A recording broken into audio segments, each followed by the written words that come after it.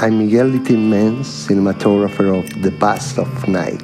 This long shot was completely captured on camera and manually operated, no drones. It starts with the camera moved forward, then is given to another gimbal operator, Marcus Rose. This is Marcus Ross, executive producer on The Vast of Night, and was also the camera and gimbal operator. We started practicing this shot about 6 months before we started shooting, trying to figure out a device that would get me across town with the camera. Then we found this go-kart in town and borrowed it from a local preacher, and it worked out great. I'm Nathan Price, and I'm the go-kart driver for the wonder sequence in the film The Vast of Night. So at this point, we're going about 25 miles an hour, and we start our first left turn into this field. The problem we had to deal with was having all this weight on the front right of this really lightweight go-kart. It didn't like to turn left, ever. And the whole sequence is almost nothing but left turns. And then you add on to that we're going through these really bumpy fields and we can't really see. We had to get to where we could just drive the whole route based off of muscle memory and be able to react quick enough.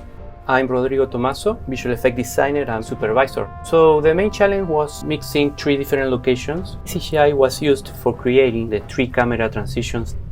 The first transition happens at the end of this backyard.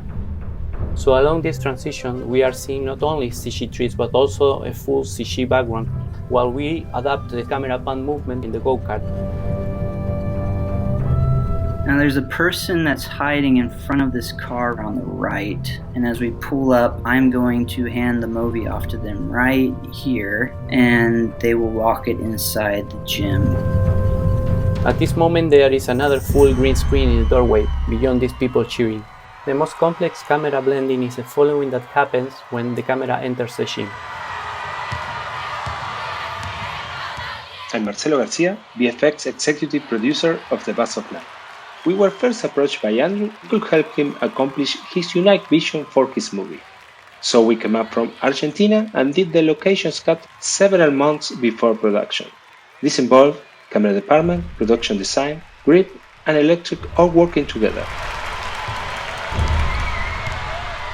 So, like magicians, we use many visual forms, from the full camera capture of the entire film, with only a few relay points like walking, then the go-kart, then walking, then the mini-jeep, or walking, so that the shot will be continuous.